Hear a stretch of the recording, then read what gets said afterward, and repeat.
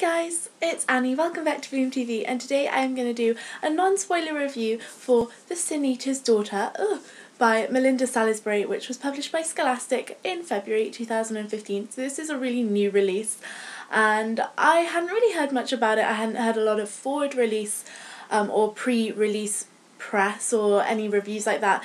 It just sounded good, and this is a YA fantasy novel, high fantasy novel, about a young girl called Twila who lives in the castle of her kingdom, and she is the executioner.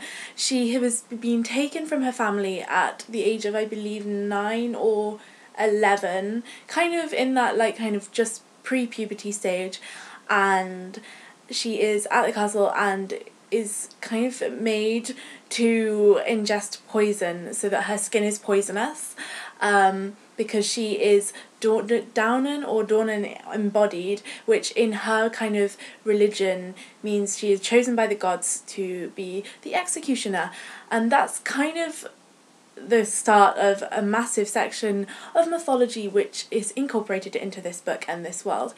And Twila kind of lives in this castle and is engaged to marry the prince, who she hasn't seen for about 3 years, and when the novel first starts, and the queen is quite corrupt and manipulative, and Twila kind of hates being under her thumb.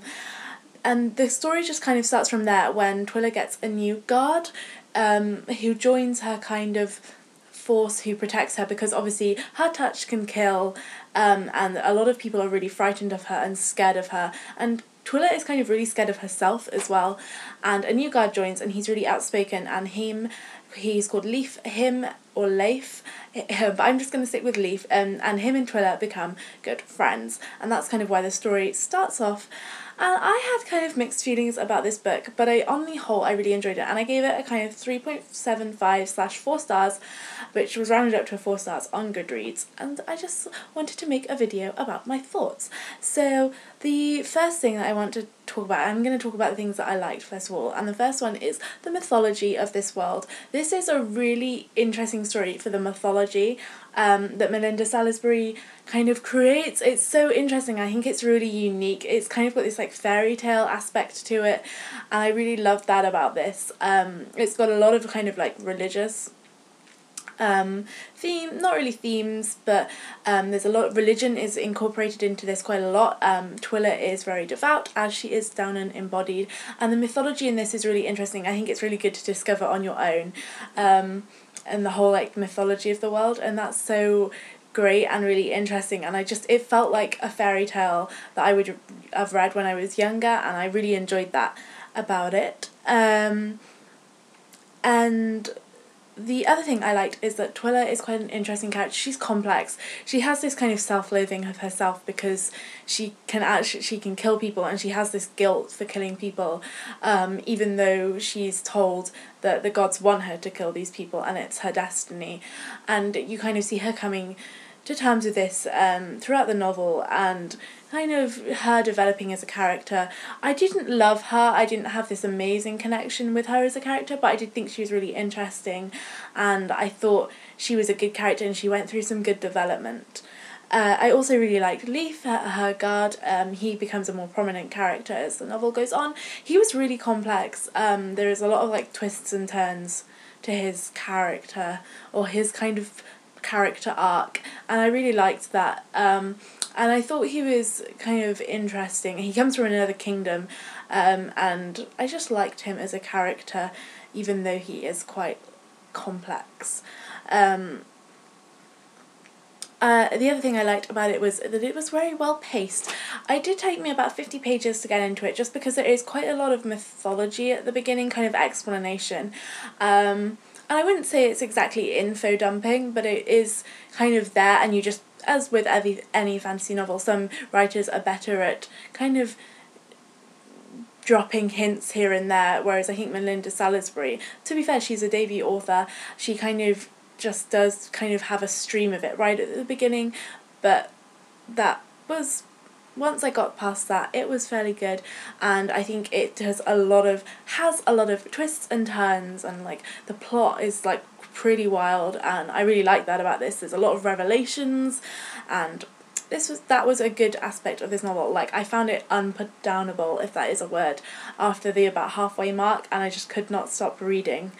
The other thing that I liked was that all the kingdoms were really interesting. They're all quite different, and you learn more about them as the story develops, and you learn more about the people from these different kingdoms and why they're different and their histories, and that was really interesting, and I'm hoping we'll get more of that in the other books, because this is the first book in a series, although I can't really find any information about the second book or how long this series is going to be.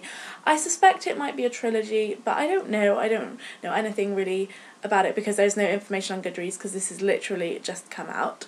And then onto the things that I perhaps didn't like as much, or I think other people won't like as much, and the first one of those is that there is a love triangle in this book, which I know other people won't like, because Leaf does kind of become a romantic interest, and of course Twila is betrothed to the prince, and that does kind of become a love triangle. It isn't massive, it's not one of those ones where she really can't choose between two people or he, but it is usually a she, and I think that might put some people off, and it was something I didn't know about before going into this book, but I didn't really mind love triangles, and this one wasn't a massive thing. Like, the romance is never really, really huge, but it is quite a big part of the book.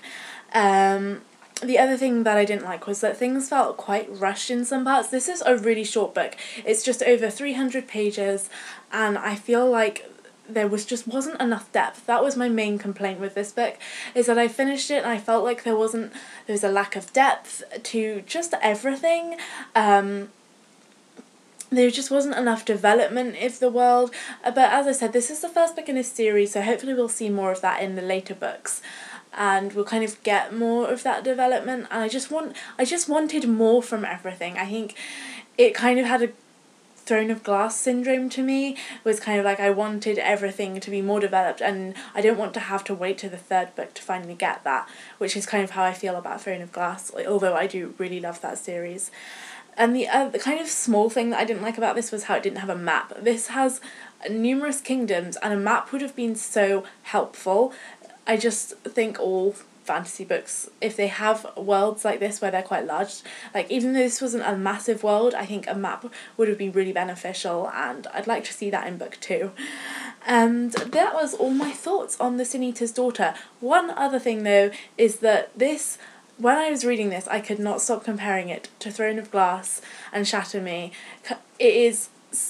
I tried so hard to be objective and not kind of compare it to Throne of Glass in my mind, but I really could, like, everything about it just screamed Throne of Glass to me, even the love triangle between a prince and the guard, and just everything reminded me of Throne of Glass. But obviously I think it probably wasn't really influenced that much by it, and it's not a massive thing. It's just something that I noticed when I was reading it, but I still did really enjoy this, and let me know if you've read this or what you thought of it in the comments below, because I haven't seen too many people talking about it, and I wanted to kind of showcase what I thought of it, and I will see you all soon for another video. Bye!